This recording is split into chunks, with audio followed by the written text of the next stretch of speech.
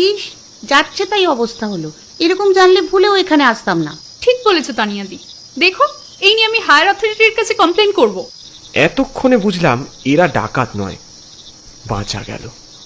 দুজন মহিলা ওই পাশের বেদিগুলোর মধ্যে এসে বসলো। স্বস্তির শ্বাস ফেলে জিজ্ঞেস করলাম, আচ্ছা আপনারা কি এখানে বাস ধরবেন বলে এসেছেন? আরে দাদা, আপনিও এখানে এসে বিপদে পড়েছেন দেখছি। আর বলবেন না দাদা, এই গায়ে সবকিছুরই যাচ্ছে তাই ব্যাপার। আমরা এখানে এসেছিলাম নাচের শো করতে। যেমন বিচ্ছিরি ব্যবস্থা তেমন যাতায়াতের সমস্যা। বলেছিল শোয়ের শেষে গাড়ি করে বাড়ি পৌঁছে দেবে। সে এমনই গাড়ি, আমাদের পুরো টিমের মাত্র কিছুজন সেই গাড়িতে এঁটেছে। বাকি আমরা এখন রাস্তায় হাঁটাহাঁটি করছি। মনেই হয় না আজ রাতে আর বাড়ি মুখো হতে পারবো বলে। এতক্ষণে ওদের মুখের মেকআপগুলো চোখে পড়ল। তবু ভালো এরা ডাকাত নয়। বুঝতে পারছি ভাগ্য আজ এখনো আমার প্রতি সহায় আছে। কোথায় না কোন জায়গায় বাসে ডাকাত পড়েছে, সে কারণে আমাদের প্রোগ্রামটাই হ্যাম্পার হয়ে গেল। তার মানে বাসের খবরটা ওরা জানে। আচ্ছা আপনারা কি করে জানলেন বাসে ডাকাতি হয়েছে? আরে আর বলবেন না, প্রোগ্রামের মাঝেই গ্রামের লোকেরা হঠাৎ চিৎকার করে বলে উঠলো, ডাকাত পড়েছে, ডাকাত পড়েছে। আর ব্যাস, পুরো প্রোগ্রামটাই মাটি। এই চলো তানিয়াদি, সামনে দেখি কিছু পাই কিনা। এসব ভেবে এখন লাভ নেই। এই এক সেকেন্ড, আমাকে এইভাবে ফেলে রেখে যাবেন না প্লিজ। কেন, আপনিও চলুন আমাদের সঙ্গে। দেখছেন তো পায়ের অবস্থা। এ কি, পা এভাবে কেটে গেল কি করে? এই পানি আপনি তো চলতে পারবেন না মনে হচ্ছে। ভারী মুশকিলে ফেললেন তো। তানিয়াদি, তুমি একটু এগিয়ে গিয়ে দেখো না আশেপাশে কিছু ব্যবস্থা করতে পারো কিনা। আমি এত রাতে একা? আরে এতে অসুবিধার কি আছে, দেখো না খুঁজে, ঠিক পেয়ে যাবে কিছু একটা। এরপর তানিয়া অন্ধকারের মধ্যে এগিয়ে গেল। আপনি এই গ্রামে কেন এসেছিলেন? কোনো কাজ ছিল নাকি? হ্যাঁ, অফিসের কাজে এসেছিলাম। এসে এত বাজেভাবে ফেঁসে গেলাম কি বলবো। বাড়িতে জানিয়ে দিয়েছেন তো? ওকে সত্যি কথাটা বলতে পারলাম না। হ্যাঁ জানিয়ে দিয়েছি, বাড়িতে ফোন করে জানিয়ে দিয়েছি। সত্যি এমন বিপদে কোনোদিন পড়িনি। ঠিক সেই সময় দূর থেকে একটা হলদে আলো চোখে পড়ল। আলোটা কাছে আসতেই দেখি একটা বয়স্ক লোক গাড়ি চালিয়ে এসে থামলো আমাদের সামনে। গাড়িটা ভারী অদ্ভুত দেখতে, অনেকটা পুরোনো দিনের খাঁচা গাড়িগুলোর মতো, কিন্তু আকারে বেশ বড়। এই অম্বিকা, এই যে আপনি তাড়াতাড়ি উঠে আসুন, তাড়াতাড়ি। হ্যাঁ গো তানিয়াদি, এটা কি? এখানে আর কিছু পাওয়া যাবে না এখন, শিগগির উঠে আয়, নয়তো এটাও হাতছাড়া হয়ে যাবে। কিন্তু তাড়াতাড়ি চলেন, অত সময় দিতে পারবনি। অগত্যা কোনো উপায় না পেয়ে আমরা উঠে পড়লাম ওই গাড়িতে। এই লোকটাকে কোনো মতে কাছাকাছি স্টেশনে নিয়ে যাওয়ার কথা বলেছি। প্রথমে তো কিছুতেই রাজি হচ্ছিল না, শেষে ধমকে চমকে রাজি করালাম। যাই হোক, স্টেশনে পৌঁছতে পারলে ট্রেন পেয়ে যাবো ঠিক। কিন্তু গাড়িটা কেমন অদ্ভুত না?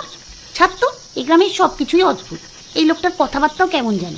এখন চুপ করে যাওয়াই বেটার, বেশি বকলে এখানেই নামিয়ে দেবে। এরপর বেশ কিছুক্ষণ কেটে গেল। ওরা দুজন এতটাই টায়ার্ড ছিল, গাড়িতে বসতেই ঘুমিয়ে পড়েছে। কিন্তু আমার তো টাকাগুলোর জন্য ঘুমও আসছে না। নয় নয় করে হলো প্রায় ঘন্টাখানেক হয়ে গেল। এতক্ষণে তো স্টেশন চলে আসার কথা, শুধু মিনিটে মিনিটে প্যাডেলের ঘর ঘর শব্দ আর ঝিঁঝির ডাক। আশপাশে এখনো লোকালয় আসেনি। দাদা, স্টেশন আসতে আর কতক্ষণ? স্টেশন? সারা রাত্রির গাড়ি চললেও স্টেশন আসবে কিনা সন্দেহ আছে। এসব কি বলছেন? ঠিকই বলছি বাবু, শুধু শুধু ম্যাডাম জোর করলো বলে আমাকে আপনাদের নিয়ে এই বিপদের মধ্যে পড়তে হলো রাত্রিরে। এই যে শুনছেন? হ্যাঁ, স্টেশন এসে গেছে নাকি? এই লোকটা কি সব উল্টো পাল্টা বকছে। মনে হচ্ছে না আমাদের নিয়েও স্টেশন পৌঁছতে পারবে বলে। কি বলছেন? এখনো স্টেশন পৌঁছয়নি? এই যে, ও দাদা, গাড়ি থামান, গাড়ি থামান, আপনাকে স্টেশনে নিয়ে যেতে হবে না। আমাদের কথাতেও আর গাড়ি থামলো না। গাড়িটা খুব ধীরে চলছিল। বিপদের আঁচ বুঝে আমরা তিনজনই গাড়ি থেকে নেমে পড়লাম। তারপর গাড়িটা ধীরে ধীরে কুয়াশার মধ্যে মিশে গেল যেন। তবে যেতে যেতে মনে হলো গাড়ির লোকটার ধরের উপরে মুন্ড দেখা যাচ্ছে না। তার মানে কি আমরা না, থাক, এসব কথা আর কাউকে না বলাই ভালো। তানিয়াদি, কি করবে বলো তো? এদিকে যে কিছুই নেই। আরে ওই দেখ, দেখ দেখ, তাকিয়ে দেখ। দেখলাম আমাদের থেকে কয়েক হাত দূরেই একটা ক্রসিং গেট, তার পাশে একটা ছোট্ট চালাঘর। আরে বাস, তার মানে স্টেশনে তো কাছেই হবে। প্রায় ছুটতে ছুটতে এগিয়ে গেলাম স্টেশন খুঁজতে। ঠিক তখনই চালাঘর থেকে একটা লোক হ্যারিকেন হাতে বেরিয়ে এলো। এই যে, কোথায় যাচ্ছেন ওইদিকে? স্টেশনে যাচ্ছি, ট্রেন ধরতে হবে। এটা কোন স্টেশন দাদা? এখানে স্টেশন কোথায় দেখলেন? কেন, ওই তো দেখা যাচ্ছে প্ল্যাটফর্ম। এখানে আপনাদের নিয়ে এলো কে? ভালোই করেছেন এখানে এসে। আমার ঘরে একটু থেকে যান না হয়। ঘরে থাকার কথা বলছি না তো, আমরা ট্রেনের সময়টা জানতে চাইছি। শুনুন, আমার মনে হয় না এই গ্রামের সবার মাথাতে একটু গন্ডগোল আছে। সামনেই তো স্টেশন দেখতে পাচ্ছি, চলুন না ওদিকে যাওয়া যাক। অতিথিদের উল্টো পাল্টা বোঝাস না মন্টু। তুই যে ছিনতাইবাজ সেটা ওরা ভালো করে জেনে গেছে।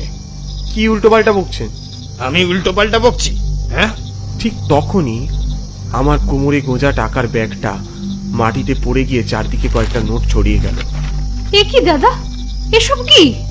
তার মানে আপনি ওই বাসে ডাকাতি করে সেই টাকা নিয়ে, ইস, এখন আমাদের কাছ থেকে টাকা হাতানোর ধান্দায় ছিলেন?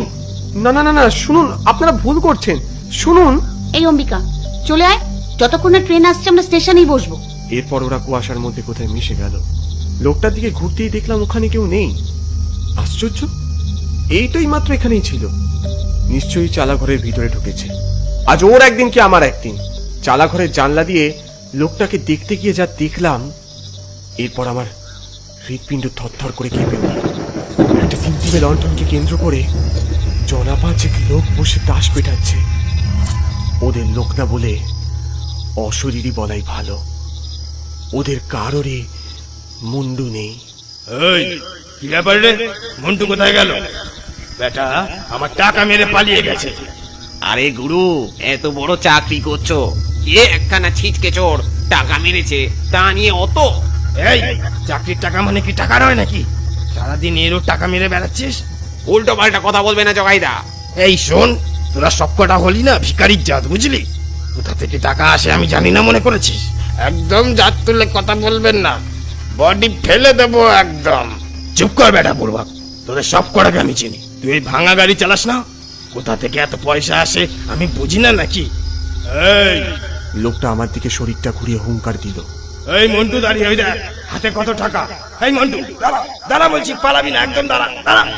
এরপর ওরা তাস ফেলে আমাকে ধরার জন্য এগিয়ে এলো। আমি প্রাণভয় টাকাগুলোকে নিয়ে কোনো মতে জামার মধ্যে বেঁধে ট্রেন লাইনের ওপর দিয়ে ছুটতে শুরু করলাম। পিছন থেকে স্কন্দ কাটাদের বিকট চিৎকারে আত্মারাম খাঁচা ছাড়া হবার জোগাড়। সামনে দিয়ে একটা ট্রেন আসছিল, খেয়াল হয়নি। যখন খেয়াল হলো তখন লাইন থেকে নেমে যাওয়ার উপায় নেই। মৃত্যু নিশ্চিত যেন ছুটে চললাম। একসময় গায়ের সমস্ত শক্তি উজাড় করে ঝাঁপ দিলাম প্ল্যাটফর্মের সিঁড়িতে। সিঁড়িতে গিয়ে ছিটকে পড়লাম। ভূতগুলো ট্রেনের সাথে ধাক্কা খেয়ে কোথায় যেন মিশে গেল দেখলাম। তখনও ট্রেনটা প্ল্যাটফর্ম ছেড়ে বেরোতে কয়েক সেকেন্ড বাকি। এবার একটা চিৎকার শুনতে পেলাম।